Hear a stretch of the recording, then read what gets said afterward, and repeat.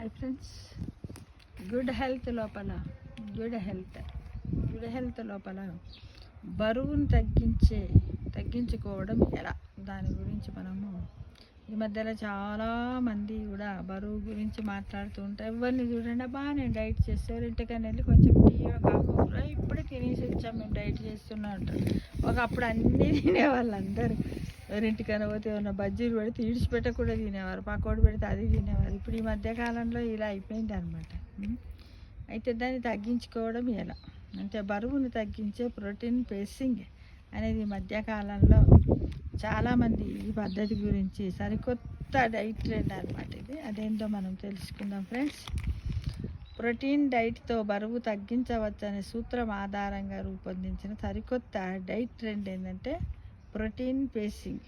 దీని గురించి లోతుగా మనం విపులంగా తెలుసుకుందాం ఫ్రెండ్స్.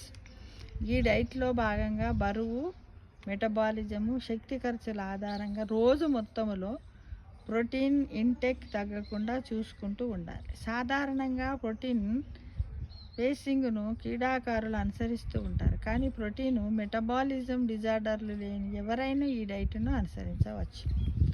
శరీరం బరువు, రోజు మొత్తంలో చేసే పనుల ఆధారంగా మొత్తం ప్రోటీన్ అవసరమును లెక్కించి ఆ పరిమాణాన్ని బహుళ భోజనాల రూపంలో రోజంతా తీసుకుంటూ ఉండాలన్నమాట. మనకి ఎంత అవసరం ఉంది, ఈరోజు మనం ఎంత ఎనర్జీని చేస్తున్నాం, ఎంత తిందాము అనేది ఆలోచించుకుంటూ తీసుకోవాలి.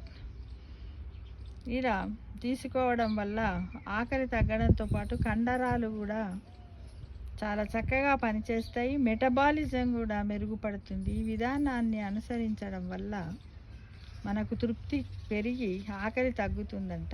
కాబట్టి అదనపు క్యాలరీలు శరీరంలో చేరే వీలు లేకుండా పోతుంది. ఆహారం పైన ప్రేమ, ఆహారం పట్ల విపరీతమైన వ్యామోహాలకు మనలో ఉన్నటువంటి MC4R, CYF5VP2 జన్యులే ప్రధాన కారణాలన్నమాట. ఈ రెండు చెడు జన్యులను మచ్చిక చేసుకోవాలంటే ఆకలి నియంత్రించే ఆహారం మనం తినాలన్నమాట. అందుకోసం ప్రోటీన్ పేసింగ్లో భాగంగా ప్రోటీన్ ఎక్కువగా తినాలి. సాధారణంగా క్యాలరీలు తక్కువగా ఉండే ఆహారంతో బరువు తగ్గే ప్రయత్నం చేస్తూ ఉంటాం, కానీ ఇలాంటి డైట్తో కండరాలు ఏమైపోతాయి, క్షీణిస్తాయి, బలహీనమవుతాయి.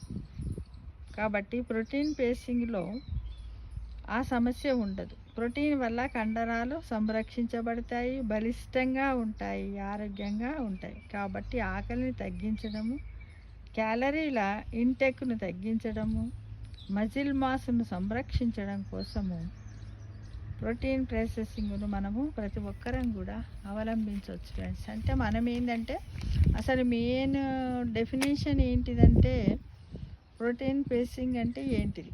ప్రోటీన్ పేసింగ్ అంటే మనం ఈ రోజులో ఏ పని చేస్తున్నామో దానికి ఎంత ఎనర్జీ కావాలి, దాన్ని మనము ఎంత పర్సెంటేజ్లో ఫుడ్ తీసుకోవాలి, మెయిన్గా ప్రోటీన్ ఎక్కువగా తీసుకోవాలి. తీసుకుంటేనే మనకు అలసట ఉండదు, పని మీద ఆసక్తి ఉంటుంది, ఆకలి ఉండదు, కండరాలు బలిష్టంగా ఉంటాయి.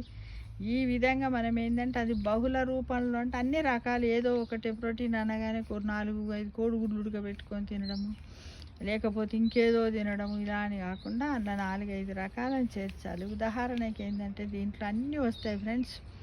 ఏమేమి వస్తాయంటే బాదాము, వాల్నట్స్, క్యాష్యూ నట్స్, ఇంకా శనగలు, పల్లీలు, పాప్కార్ను, ఎగ్గు, ఫ్రూట్స్, మళ్ళీ ఇంకేంది మనం మటను, చికెను, పప్పాయ, అదే బీన్స్, ఇంకా చాలా అన్నీ కూడా ఇలా అన్ని డ్రై ఫ్రూట్స్ కూడా కొంత ఈ విధంగా మనం తీసుకున్నట్టయితే బాగుంటుంది ఫ్రెండ్స్. తప్పకుండా మనం అందరం తీసుకోవడానికి ప్రయత్నిద్దాం. బరువు తగ్గించే ప్రోటీన్ ప్రాసెసింగ్ను అందరం కూడా అవలంబిస్తే బాగుంటుందేమో అని నేను అనుకుంటున్నాను. అలవాటు చేసుకోవడం మంచిదే కదా ఏదైనా. ఇది ఒక గుడ్ హెల్త్ టిప్గా నేను భావిస్తున్నాను ఫ్రెండ్స్. Thank you.